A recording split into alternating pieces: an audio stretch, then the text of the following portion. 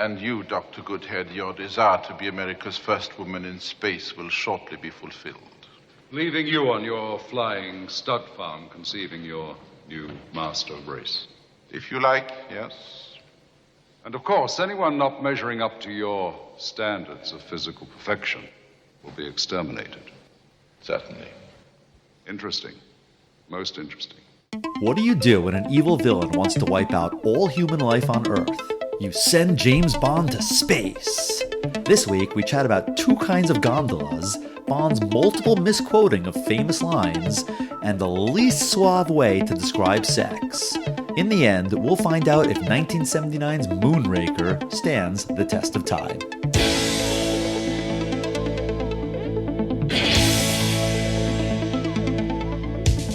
Test of time, James and Alan have their say. Do the movies you love still hold up today? James says gladiator with a glut. Alan says as a father, blah blah. It's the test of time, James and Alan have their say. Do the movies you love still hold up today? Test of time, James and Alan have their say. Do the movies you love still hold up today? Hello everyone, and welcome to the Test of Time. I'm James Brief, and joining me once again is my buddy. Introduce yourself, buddy. I mean, should I just go by buddy? Sure, you are my buddy. Not like the 80s doll, my buddy. My buddy. My buddy. My buddy. My buddy. My buddy and me. Kid sister. Kid sister. Okay.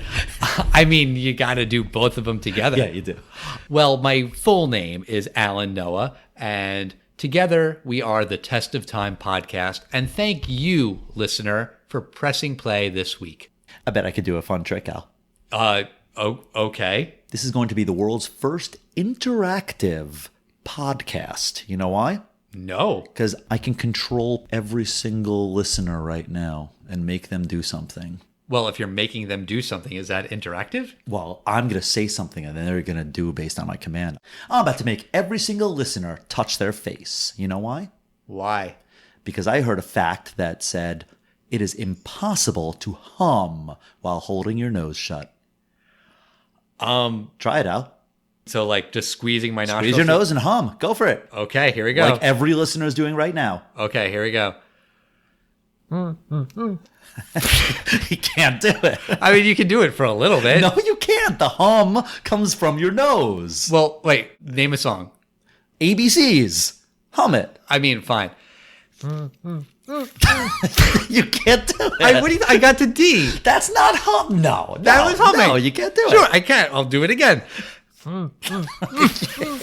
You can't do it without laughing after 4 seconds. But I got to D. So it's not that you can't hum at all. It's that you can only hum a little bit. I disagree. And is there a way for our listeners to get in touch with us in any way? Yes, we are at Test of Time Pod on Facebook, Twitter, and Instagram. Send us a video of you trying to hum holding your nose. If you clearly have no shame, you try it. You can't do it. What are you talking about? That was perfect humming. No, that's grunting. Anyway. You can make grunting musical. You do not look suave while doing it, unlike a certain 70s man named Roger Moore.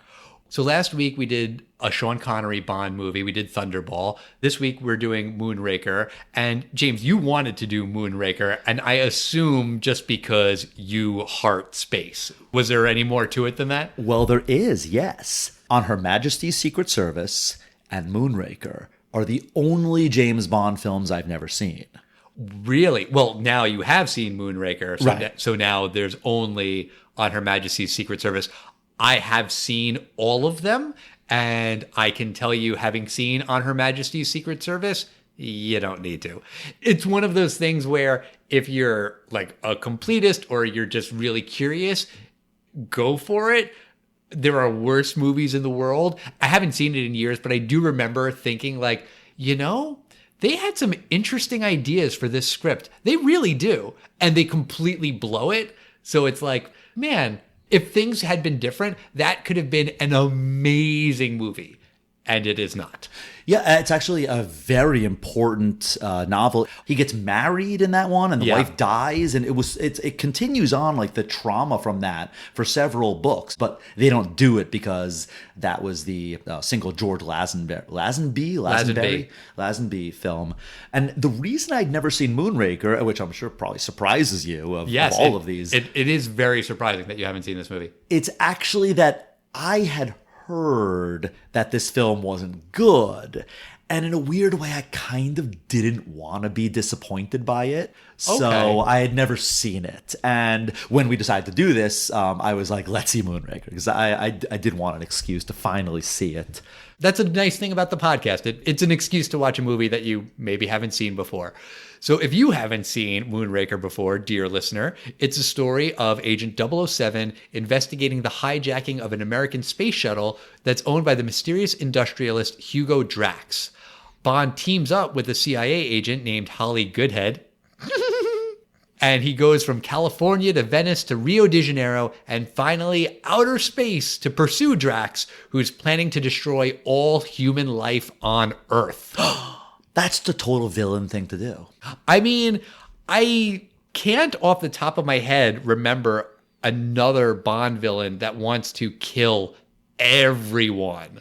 I mean, in terms of just like stakes, I feel like this might have the highest stakes of any Bond story. Like killing, 99.99999% of humanity. That's pretty evil. Yeah, and this film, when it came out in 1979, June 29th. Neither of us were born, and this film had a $34 million budget, which I have to assume was a lot of money for the time. And it opened with $7 million. And this film made gangbusters. It wound up having a 7 times multiplier domestically. It made $70 million off of a $7 million opener, which means people really like this film. I mean, it must have stayed in the theaters all summer, if you assume the opening weekend was the bigger weekend. And it wound up making $210 million worldwide, a 30 times multiplier from its domestic opening weekend. So I kind of thought this was going to be one of the, looking at it was going to be, that's why they kind of took a few years off. Roger Moore does one more film. He does A View to a Kill, and then the franchise is kind of killed for a while until Timothy Dalton comes. Interesting. And we open up with the space shuttle is on top of a 747. This film gets it wrong. The space shuttle is not an airplane. It's not even much of a spaceship. It's referred affectionately by NASA as a flying brick. So it's always literally strapped to a much bigger rocket and launched into space. Right. And it can't really fly on its own. So when it lands in White Sands or something, it's actually attached to a 747. This is a real thing. You might remember in Superman Returns, when Superman saves the space shuttle, it's on top of a 747. Oh, yeah. It's a real thing. So similar to that, this space shuttle is hijacked. Basically the 747 is, I think they blow it up, right? Yes. And then the space shuttle is just taken away. But it's interesting because, as you know, Al, STS-1, which is the Shuttle Transport System, was launched on April 2nd, 1981. And this film, it's 2 years before that. So we take for granted that, the space shuttle in our lifetime is everything we saw. This is very eye-opening. And I was even surprised they did some, realistic things. I thought they were going to, make the space shuttle just launch by itself. And this, for people, must have been the first look at the exciting new space shuttle, because the last men to go on the moon was 1972, 1973. The space shuttle was a real exciting thing because it was supposed to be the reusable airplane that they were going to put up and down, but it didn't really work out that way. I mean, exciting for certain people. What's the word for those kinds of people? Oh, yeah. Humans. Nerds. Giant, stinking, honking nerds. Yes. But we meet M, and someone's like, "Where's Bond? Where's 007?" And M says, "He's on his last leg," which, could mean he's fighting something, and he's got a little bit of energy left, and he's almost dead, but no. No, it means he's grabbing a flight attendant's leg. But very quickly, she's like, "No, wait, I'm a bad guy." and they're on a plane, and then all of a sudden Jaws is there, who's one of the very few recurring like goons in the Bond series. He was introduced in The Spy Who Loved Me, which came before this movie, but they shove Bond out of the plane and he doesn't have a parachute, and then he kind of like makes himself go all straight to like catch up to the other guy who does have the parachute. And then, of course, after Bond gets the parachute from that guy, then Jaws follows suit and he's able to catch up to Bond and they fight a little bit. But Bond releases his parachute, so he's okay. And then Jaws doesn't have a parachute. Oh, God. And he crashes into a circus tent and lives. We'll get into more stuff that happens with Jaws later on in the movie, but I think this opening scene sort of establishes the fact that Jaws is immortal. Like, he literally cannot be killed. Yeah, and Jaws is played by an actor named Richard Kiel. Do you know what unbelievable role, and when I tell you this, you're going to go, oh, of course that's him. Do you know what role that we know him best for? I don't know. I'm going to say one quote of his. Yeah, and I'll be waiting for you in the parking lot. I have no idea what you're talking about. It's the big, crazy, scary guy from Happy Gilmore. Oh. That's Jaws. Doesn't that make perfect sense? Oh, yeah, I think I did know that. Happy Gilmore is one of those movies I don't think I've seen in like 20 years. You know that Adam Sandler, or I don't know if he had enough clout at Happy Gilmore, but whoever the casting person was like, can we still find that guy Jaws? Like, what's he up to today? And yeah, it turns out he was available.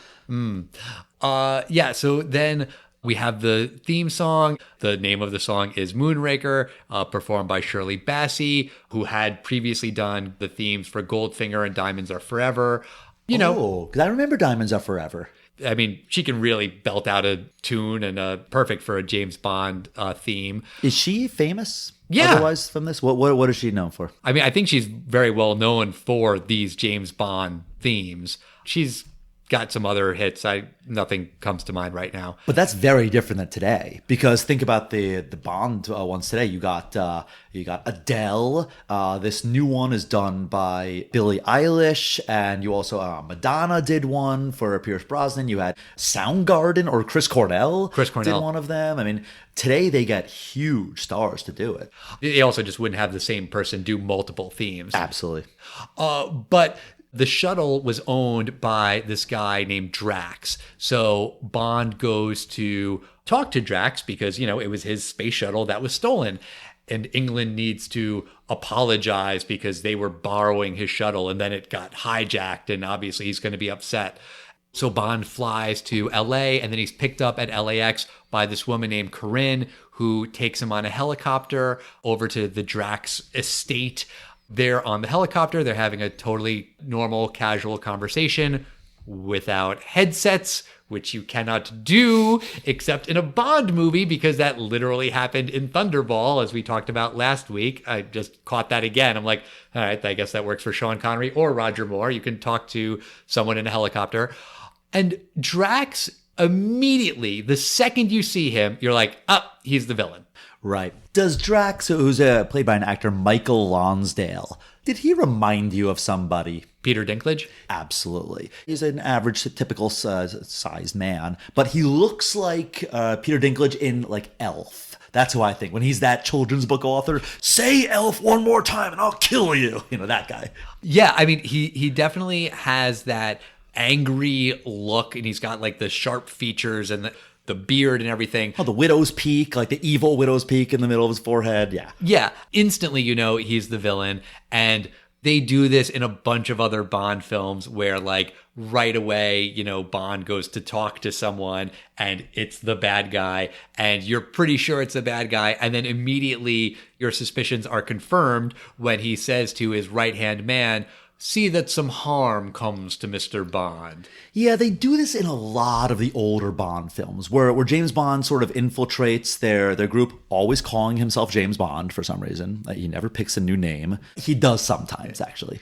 And then he lives on their compound with them. And they try to kill him several times, but he never really leaves. Like, he's still sleeping in their mansion, apparently. Like, he does this a lot. License to kill. It's the same thing. He, like, lives with the drug dealers, but several attempts to kill him and he doesn't do anything. It's very odd. But then we meet another character, this doctor. So, Bond's excited to meet him and share the knowledge that he can tell about astrophysics and the shuttle. But there's something very odd about this guy. Well, what's odd about this doctor that Roger Moore's like, what? Well, Dr. Goodhead is a woman. Bond is like flabbergasted that a woman could be a doctor. But, I mean, the sheer fact that her name is Dr. Goodhead should have been a tip-off that it would be a female. I assume her father is Mr. Goodhead. I mean, I don't know that that's necessarily true, especially considering we find out later that she's a CIA spy, so maybe it's a made-up name.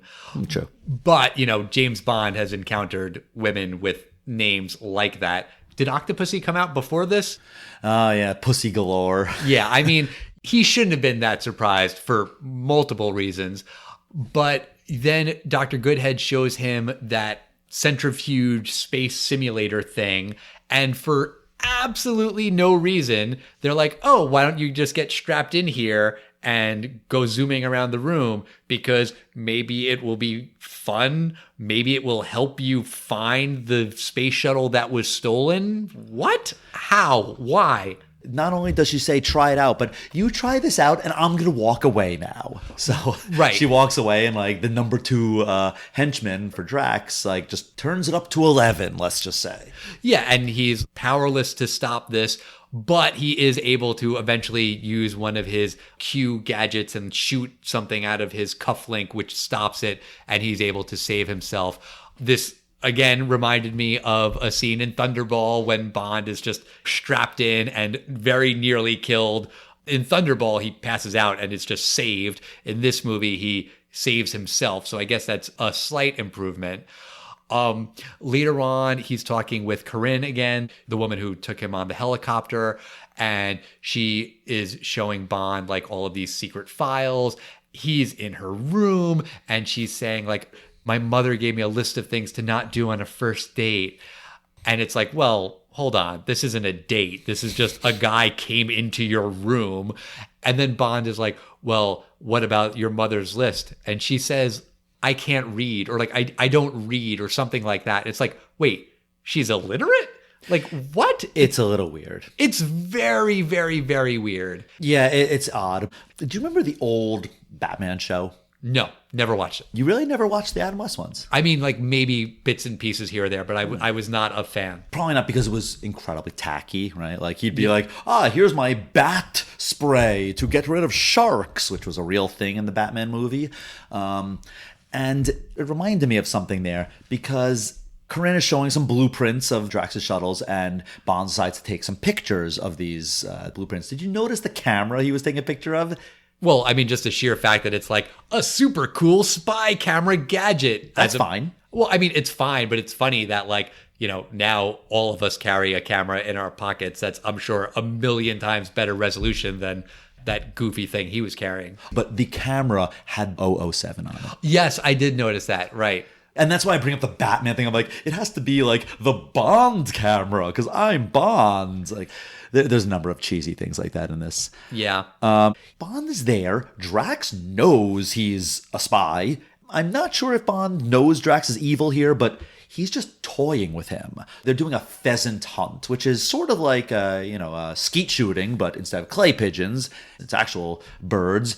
And there's a sniper about to take out James Bond. And I assume these are like shotguns or something, to shoot some pepper out, right? I have no idea. But either way, Bond, when like they release the birds, instead of shooting at the birds, somehow Bond sees this sniper like a quarter mile away, and he shoots with the pheasant gun and kills this guy, which is probably not accurate, considering that kind of gun can't shoot more than 50 feet away. Maybe, but to me the weirder thing about that is, why is Drax trying to kill Bond like this? I mean, we get it that Drax is evil, but like, what's the cover story gonna be? That the guy who came to help recover his stolen space shuttle died in a freak hunting accident or died in a freak centrifuge accident. Like, what's your end game here, Drax? Like, you want to get rid of Bond so that he's not snooping around. That's one thing. But by trying to kill him, you are making him more suspicious of you. It's just a very poor strategy. But then the next thing Drax does is he has Corinne, who, you know, had showed Bond some of these files. He has her killed, and not just shot like he was planning to do to Bond. He has her hunted down by these hunting dogs who you presume eat her alive. Oh, yeah. It's grotesque. And like in Thunderball, it's this thing that like these Bond movies are criticized for, where it treats these women as just totally expendable sex objects that Bond comes in, sleeps with, and then they are horrifically murdered. And like, he doesn't care. He doesn't even know. He just leaves like 2 seconds before this happens. And it's like, ugh, like, did you have to kill her that horribly? Like, saying that Drax looks like Peter Dinklage. I mean, like, having this woman eaten by the dogs is also very Game of Thrones. Oh, I totally thought of that scene. So Bond leaves the Drax compound in California. He goes to Venice because of something he saw on the blueprints. While he's there, he gets in this gondola chase in Venice because, you know, it's Venice. And they have this like sped up footage, again, like we saw in Thunderball, which just looks like garbage. I mean, they literally just speed up the film to make the chase look more intense, but it doesn't work. It just looks like a cheap effect. And then, of course, to kind of end in sort of a 70s Bond fashion, the gondola isn't just any gondola. It's an MI6 gondola, presumably made by Q. And the gondola suddenly has wheels. So he drives into the main piazza and he's like, "Oh, lovely day. Sorry, folks." It's very Roger Moore-ish. It's like, James Bond, you can't drive a car through Venice. Right. But if anyone can, it's him.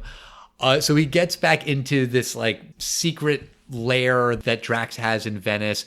And when they're going through this base, they have to enter a keypad. And did you notice anything about the keypad?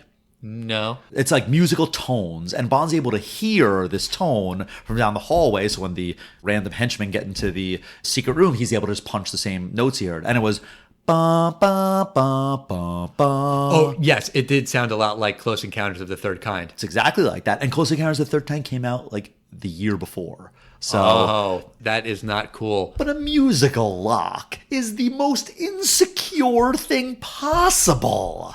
I mean, to Drax's credit, it doesn't matter because when Bond shows up the next day with like all of his bosses in tow and M, you know, to prove that Drax is evil, the room is completely cleaned out. And so it doesn't matter if the good guys break in. If you're that powerful, you can just scrub the whole thing overnight. Yeah. And while he's there, he's attacked by Drax's goon again. There's a scene that happens earlier where they're like getting a tour of all of this glass, and the tour guide is like, "This bowl is valued at like $3 million or something like that." And while Bond and the goon are having this fight scene in that room, at one point Bond like goes to like take that bowl and throw it at the guy, and then he's like, "Nah, I really shouldn't. It's like an ancient bowl and it's worth millions of dollars." And then 2 seconds later, the other guy just smashes into it. That made me laugh. I thought that was pretty funny. It was funny, and I'll give it credit. This film is 20 years earlier than it, but did this remind you of a more modern film? No, what do you mean? Rush Hour. There's a scene when they're just fighting and Jackie Chan just keeps saving these like ancient Chinese vases. Yes. Yeah, so it reminds me of that. And when he throws this guy out of the window and he crashes into a piano. Do you remember what slick line Roger Moore says to him? Yeah, he says, "Play it again, Sam," which is a reference to Casablanca, except in Casablanca, he says, "Play it, Sam." You're right. I'm glad you know that. I know things about movies. I do host a movie podcast. It's one of those, Luke, I am your father was never said. Beat me up, Scotty. That's never said in any of the original series shows. It's just one of those things we think was said. And Play It Again, Sam. You're correct. It's not said in Casablanca. But there is a Woody Allen play called Play It Again, Sam, which might be what he's referring to, but it's definitely not. He's referring to the wrong Casablanca line. And yeah, then Bond finds Dr. Goodhead in Venice, and hey, that's a coincidence. And why are you here? Where I'm following up on this lead. He puts two and two together. She's CIA. And they put something else together, their genitals. Oh my God. That is the least suave way to describe sex ever. Sorry, you said they put two and two together, but okay, yeah. So they, this, I guess, this would be the third person he's slept with, because I'm going to assume he slept with that flight attendant in the beginning. Well, in the movie, we don't see that. We only see him putting his hand on her leg. I'm assuming they did. Okay. You know, it's interesting because now we go to Rio de Janeiro. And there is a test of time thing here. And usually, as our listeners know, test of time is like, oh, look at them. They're using a computer with punch cards. How outdated is that? If only they had a cell phone, which we all have today. We're so much more advanced than them. This was a very interesting test of time thing. I don't know if you noticed. Did you notice that there was a test of time thing that it's more advanced than technology we have today? No, what are you talking about? Did you notice how they got to Rio de Janeiro? They took a British Airways plane, a very special British Airways plane. Only British Airways and Air France had this airplane. The Concorde. Right. So there was a supersonic passenger jet that basically would fly from New York to London in like, I don't know, an hour and a half or something. And it was beautiful. Like the cone went down. It was this gorgeous thing. But we do not have supersonic passenger jets. I don't even think rich people have supersonic jets to fly on. Why not? Well, I mean, everything was first class. It was apparently a who's who. When you went on there, you were guaranteed like Madonna or, you know, the CEO of JP Morgan was going to be on it. And then I think it was like 2000 or so, there was a horrible accident and the Concorde blew up right after taking off from the runway. And I remember like the people on board, it wasn't like major celebrities, but there was like an entire like group of like the world's leading HIV researchers, and like the world like went like 10 years behind because of that. And a lot of really rich people died on it. And my guess is that the Concorde didn't make any money, or otherwise American Airlines would have had them and stuff. I think it was kind of a loss leader or maybe like a prestige thing. But I think that was the last legs. And they're like, all right, that's done with it. Interesting. While they're in Rio, Bond and Dr. Goodhead meet up with Jaws again. There's a big fight scene on the gondola. I assume that's going up to Christ the Redeemer. I don't think you see the statue in this. No, we don't see. And of course, we mean by gondola, we mean like the ski lift. Yes. Because we had the other gondola. Yes, that is a very good point. There are two different gondola chases in this movie. Yeah. The big giant cable car, maybe that's a better word. But I remembered the scene kind of because I remembered Jaws like chewing through the cable because, you know, he's got the metal teeth. That's why they call him Jaws. But he really doesn't do that much. He just kind of like takes like one little bite and then he like goes on the other cable car and like goes over and they like fight on top of it. The way I remembered it in my head was that like he bites all the way through it and that like breaks the cable, but that's not what happens. I was thinking exactly the same thing as you. I'm like, oh, he's going to bite the wire that holds the cable car. This is going to be like out of Spider-Man 1. Yes. Where the Green Goblin is, you know, holding the cable car. But I think he like bites the power cable or something to it. And it's a weird scene. It is very weird. But Bond and Dr. Goodhead, I guess I could call her Holly, but it's just funnier to keep calling her Dr. Goodhead. Mm-hmm. Bond and Goodhead, they get away. But also in the scene, Jaws finds like a girl that he likes who just has like pigtails and, you know, big glasses and big teeth. And she smiles and then Jaws smiles at her. And it's this very bizarre moment. But Bond and Goodhead are captured. They're in like an ambulance. They're being like transported somewhere by Drax's goons and they get separated. There's a boat chase scene where Jaws is after Bond and they both go over this waterfall, but Bond has like a hang glider thing, so he's okay. Jaws goes over the waterfall in nothing, but like I said earlier, he's immortal. He cannot be killed, so he's fine. Right. And this is a common trope in the Roger Moore films. It's campy. Yes. It is absolutely campy where a guy who's facing imminent death has like a look on his face of like, uh-oh. And it's fine because, yeah, he is going to show up in the next scene. Yeah, and Bond, he takes this this hand glider. He's like flying through the Amazon rainforest over it. He kind of crashes the hand glider, but he meets this absolutely gorgeous woman, and he just, no speaking, kind of just follows her. And then there's like another one. Well, the reason he follows them is because he knows they're connected to Drax. These are all women he saw earlier at the compound in California. So he shows up in this like weird lair that looks right out of Austin Powers. You know, this is totally Dr. Evil's lair.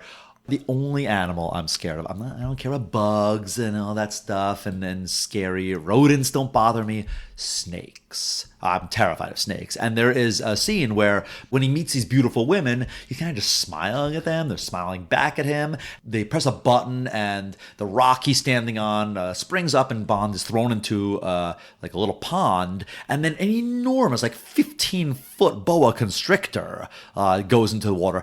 And the thing wraps around Bond. It's constricting him. It's really scary. And then Bond is able to use like his wrist dart, and I don't think it kills him. I think it like puts him to sleep. I think that snake is dead. I'm gonna choose that it's not, even though I hate snakes. I mean, you're kind of like Indiana Jones. That's the only thing you're afraid of? Snakes? Yes, it's really the only animal I'm afraid of. Interesting. How often do you encounter them? I had a very scary encounter with a copperhead snake as a child, and that pretty much traumatized me. A copperhead snake. You know what a copperhead snake is? I mean, are they poisonous? Oh, yeah. Oh, okay. Yeah. It's one of the only poisonous snakes that you'll find in like the northeast of United States. Oh, okay.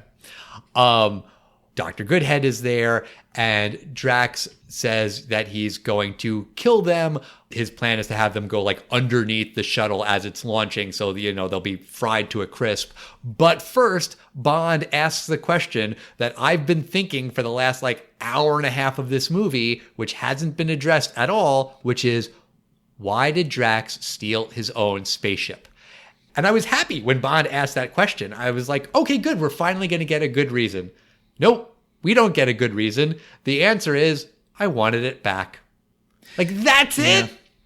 That's your reason? Yeah, I mean, yeah, it was a little anticlimactic. Little anticlimactic. But yeah, so Bond and Goodhead, they are able to escape, and they get on one of the Moonraker shuttles because there are 6. There were only going to be 5, but luckily Drax stole the 6th one, which is what started this whole thing. But while Bond and Goodhead are on their way to space, which, by the way, is like an hour and a half into this movie. Like, it takes its time before they get to space. I think that was fair. I did not want to see an entire film in space. Maybe as a kid I kind of wanted to, but knowing the technology of 1979, I knew save this till the end. Fair point. But while they're on the shuttle, Bond sees that there are these gorgeous couples, like all the gorgeous women he saw before, they are paired with these very good-looking men. And he makes a comment that it's like Noah's Ark. 2 by 2 they went, or something like that. And Bond also knows that Drax is cultivating this rare orchid flower that kills humans, but leaves plants and animals alone. He discovered that earlier. We kind of glossed over that. But he still doesn't seem to understand Drax's plan, because Drax sends out these like 2 capsules filled with this poison towards Earth, and Bond is like, ho-hum, doesn't really say anything, doesn't really do anything. He's not like, oh my God, we have to get those. Then, while they're on this space shuttle, Drax finally admits his plan in true Bond villain fashion and says, I'm planning to kill every living human on Earth, but not the plants and the animals because I like them. And I'm going to start a new race here in space, and then we'll go back down to Earth. And Bond is like, wait, that's your plan? It's like, dude, you really needed him to spell it out that clearly? You couldn't figure that out? It's pretty clear what the plan is. You are a terrible, terrible spy. I find it just very interesting. It's a eugenics. It's not your typical megalomaniac of, I just want to take over the world or destroy America or get rich or something. It's thought out. I mean, it's totally psychotic, but I thought it was at least interesting. I guess. I mean, he wants to create a master race. It's very Hitler-esque. No, there were all races on there. At first, I only saw white people, and I'm like, that's a little weird. There were a lot of different races on there. They were all gorgeous, but they were all different races. Okay, but also Drax is like, I'm going to create a new race in my image. Doesn't seem like he has a girlfriend there, which maybe he's gay. It's just never addressed. I just was wondering about that. But meanwhile, Bond and Goodhead have sabotaged the radio jammer. So somehow NASA now sees all these Moonraker satellites and this big station that's orbiting the Earth. And they send some like Marines or something to go intercept it, I guess. Space Marines? If only the Space Force had existed back then. I mean, it's very, very odd that like immediately NASA is able to send up like 50 soldiers like on a moment's notice that go into space, and you see them like all popping out of the shuttle, and then the good guys start shooting at the bad guys with lasers that make this exact sound. Pew, pew, pew, pew.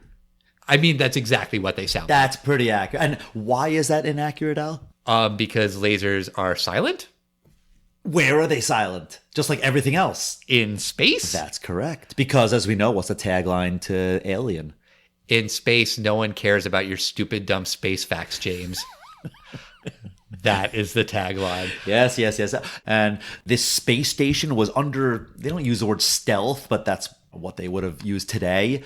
But this is enormous. I will tell you right now, you take a telescope, like not even that big a telescope, you can see the International Space Station. Like, this is like the size of Yankee Stadium, this thing. I mean, this thing it's enormous. You can see this thing from Earth. You definitely could see this thing from Earth. Yeah, that's a good point.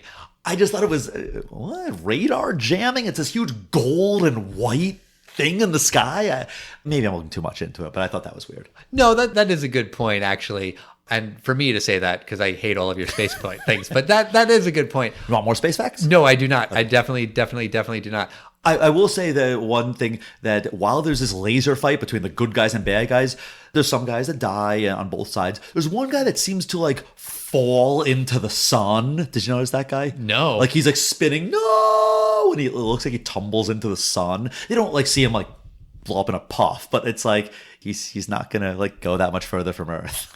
Right. I mean, this whole scene once again reminded me a lot of the ending of Thunderball. Oh yeah, with just like good guys and bad guys like shooting each other with harpoon guns underwater. Now it's laser guns in space. But isn't it amazing how 1960 something Thunderball, it's just scuba diving underwater. And I know what they were going for. And I feel like in 1979, I think people were blown away by this scene. I think in 1979, I think people loved it. Maybe. Meanwhile, back on the space station, Bond does something smart for like the first time in this movie when he says that, oh, well, you're creating this master race. The less desirable people, you're not really going to have a place for them in your new society. And he's saying that to Drax, but who he's really talking to is Jaws, because Jaws is there with his new girlfriend. And basically, Bond is saying, these guys don't want you two breeding. You may think you're part of this team, but they're going to get rid of you as soon as they can. And Bond gets through to Jaws, who instantly at that moment becomes a good guy and decides to help and, joins Bond and Goodhead and like helps them overtake Drax. Oh yeah, and they're fighting their way through the station. There's an awful line. Maybe I don't get it, but there's a line where Dr. Goodhead, she punches out some villain and Bond goes, "Where'd you learn to fight like that? NASA?" And do you remember what her response is? Yes. What does she say?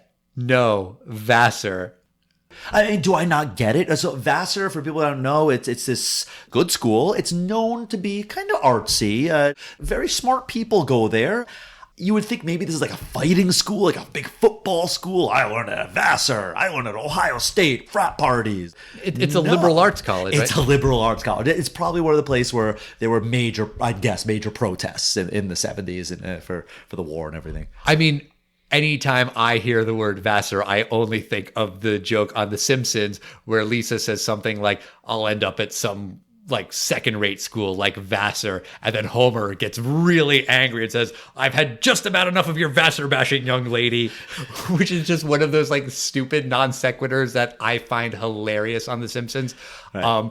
But yeah, it's a random line, but Bond and Drax fight each other. He releases Drax into the vacuum of space and kills him.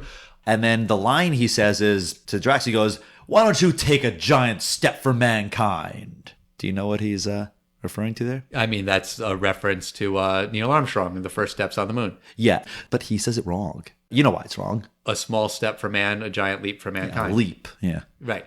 I mean, of all the things that this movie gets wrong, I just put it on the list. But that's one of the most famous quotes in human history. If you're going to make a pun of it, just say giant leap for mankind.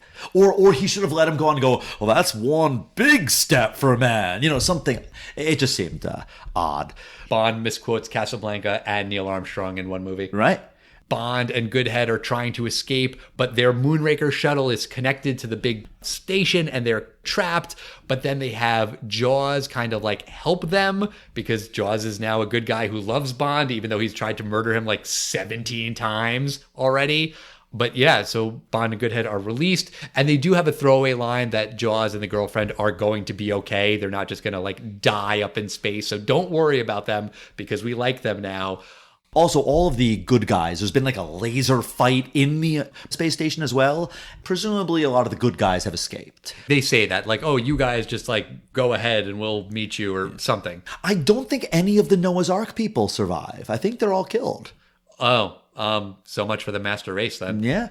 But it's not over yet because before Drax died, remember he had released 3 of these probes that were going to, you know, crash in different parts of the world and kill like 100 million people each. Right. So they take this shuttle and it's Drax's shuttle, and Drax's shuttle is specially equipped with lasers on the space shuttle. Sure, why not?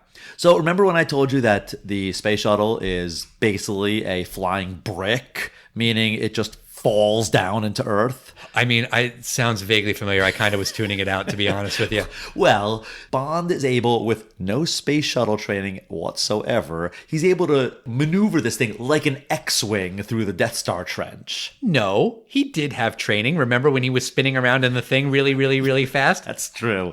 I stand corrected. So, using his extensive training, exactly. He's able to take the space shuttle and it blows up all 3 of the probes, and it's a little anticlimactic because it's not like he like uses something clever to blow it up. It's like, James, you only have 1 shot left. Steady, steady, got it. Yeah, he does say steady very dramatically a couple times. But then the movie ends the only way it possibly can, with Bond and Goodhead having sex in space. I mean, it had to happen. I do love the last pun when the guys on Earth in NASA are like, what's Bond up to now? I think he's attempting re-entry. That was good. That's so funny. Bond has one last pun, actually, that ends the movie. Because that's what M or Q says that. M says that. And then Bond, when we go back to them on the space shuttle, because they're having like 0 G-sex too. And he goes, let's go around the world one more time, shall we? No, doesn't Goodhead say that? Maybe she says it. Yeah, I think Goodhead says, take me around the world one more time, which also means sex. The re-entry line was funnier, I thought. Oh, yeah, no, it's definitely funnier.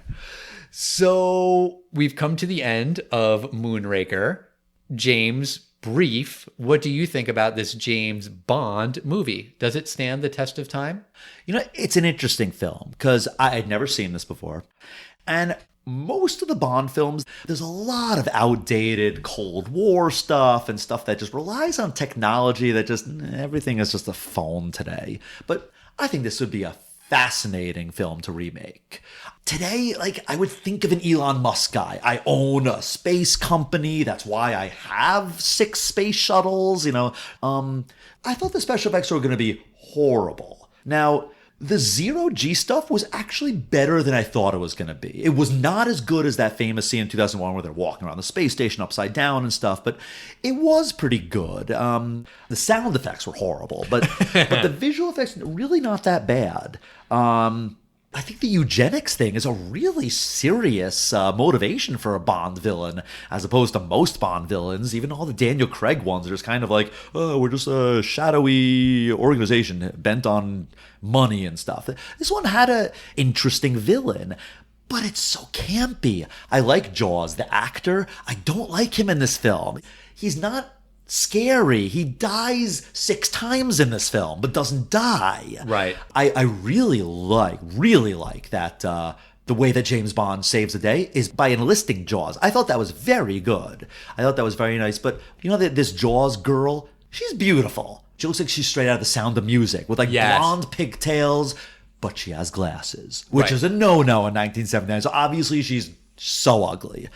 Take that girl's glasses off. Her braids are fine, but I guarantee you, undo her braids and everything, she's good looking. Right. And it was just a little of that. But there were things I really didn't like in it. There are things I did like in it. But today, it just doesn't stand up. I think this, of most of the Bond films I've seen, I think this will be a fantastic remake. Cut out the 70s campy stuff. They'd have to modernize it with an Elon Musk kind of character. But there's a lot of things in this film that work. I think under a different director and a different screenplay, and I think all the actors are fine. I think this guy that plays Drax I think he's very good. I think he's imposing. He acts well. I like a lot of the stuff. It just doesn't come together very well in this particular iteration of this director and this particular screenplay. I don't know if the novel's any good. I'm gonna guess it is because Fleming, has written 25 novels by this point. And for me, this one doesn't hold up, but don't skip this one because it's a Roger Moore film, and it is cheesy and campy. But if you like that kind of Bond film, I think you will enjoy it, but it's just not good enough anymore. It's just one of those films that actually just falls apart because of the modern day. I think this film was good until about probably the early 90s, I think, is probably when it stopped. I think probably Pierce Brosnan showed that the campy Bond, the Timothy Dalton, and to a little extent the Sean Connery's, just doesn't hold up. I'm not as big a fan of this anymore, but I enjoyed this film a little bit. But it just doesn't hold up in terms of a spy film. What do you think, Al? I mean, I agree with what you're saying. The whole campy tone of a lot of the Roger Moore movies doesn't really work for me. It's not pure satire where it's just meant to be laugh out loud funny. It's supposed to be kind of serious at parts and kind of have these like real high stakes about a guy who wants to murder millions of people, or billions, I guess, in this case. But you're just kind of like making jokes where the lady's name is Goodhead and making wrong Casablanca references and stuff like that. And Jaws, who, like you said, has these Wile E. Coyote moments where he goes over a cliff, but he's fine. Ba-dum-bum. It doesn't work. It also doesn't work as a spy movie because James Bond doesn't do any real investigating. I mean, he takes those pictures of the blueprints in the beginning of the movie. He follows that lead. That's kind of about it. He's not really like investigating. He doesn't put Drax's plan together. Why does Drax steal his own shuttle? That really annoys me, that like it doesn't make any sense. The fact that the hero and the villain are just kind of like buddies in the beginning, but like trying to kill each other, but it's okay. I'll get you in 2 hours because I can't get you right now. It just doesn't make sense. Also, the fact is that I just watched Thunderball, and obviously these movies came out 14 years apart. So for audiences at the time, there was a large gap. I honestly don't remember all of the movies in between that well. I remember little flashes of bits and pieces here and there. I don't know that all of them were exactly like this, but this feels really reminiscent of the movie we watched last week. And it's kind of annoying that these movies in this franchise are that similar, even though it's a different decade and a different actor and a whole different iteration of Bond. It's really very, very similar. And also all the other things about the treating women as disposable characters that Bond sleeps with and then are gruesomely murdered. All those criticisms are valid. And Yeah, this movie does not stand the test of time for me. To say something nice, I guess the theme song's okay. Not my favorite. But it just doesn't work on a lot of levels. We didn't mention this, but coming out in 1979, I don't even know if Fleming's novel, when that came out, but the movie is 100% inspired by a certain small film that came out a couple years earlier. Oh, yeah. It's truly trying to cash in on Star Wars. I think it was supposed to be a different Bond movie that came out at this time, like, in this slot. But then after Star Wars, they switched things and they moved Moonraker up. And then, whatever movie was supposed to go next came later on. Because at the end of the Bond movies, they say, like, James Bond will return in, they used to say the title. Right. I think after The Spy Who Loved Me, which came out in 1977, I think it was supposed to be For Your Eyes Only. But then they switched it to Moonraker because of Star Wars. This was totally to get some of that sweet Star Wars money, for sure. And it worked out. I mean, they made a ton of money. That being said, I don't think it would have helped them to wait 5-7 more years. The technology wouldn't have been any better that they would have done in 1985 than this film. No, I think that's fair. I do also remember in the GoldenEye game when you could have the Moonraker laser gun. That was kind of cool. Yeah, that's right. But we'll talk more about that game next week when we discuss the movie that inspired it, GoldenEye. It's the first Pierce Brosnan Bond movie and the first 1990s Bond movie. So excited to talk about that. Until then, we want to hear your thoughts about Moonraker and James Bond and Jaws and all of these things. Or any space facts you want to share with us. Just send those to James. I mean, you don't need to involve Test of Time Pod, which is our handle on Facebook, Twitter, and Instagram. And we'll see you next week, everybody. Goodbye. Bye.